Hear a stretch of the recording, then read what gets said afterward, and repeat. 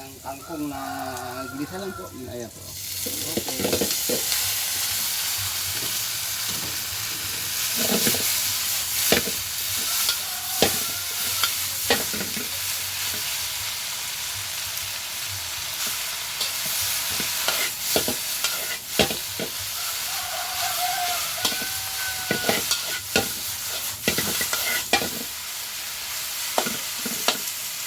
Igisa lang po natin yan at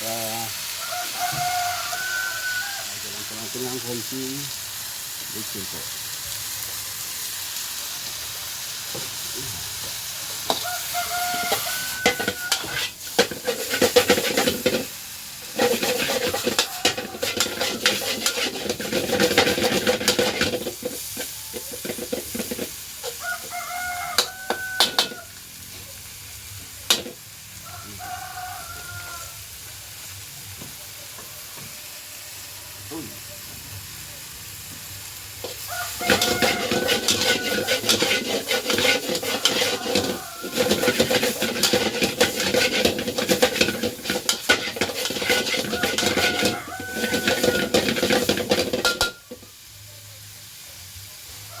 Okay, luto na po ang ating kangkong na kangkong na gisa lang po yan. Simple lang po ang pagkakaluto.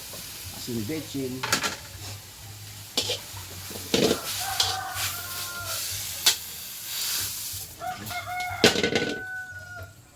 Okay, good morning mga kasaka. Meron na po tayong kangkong na ginisa lang po yan.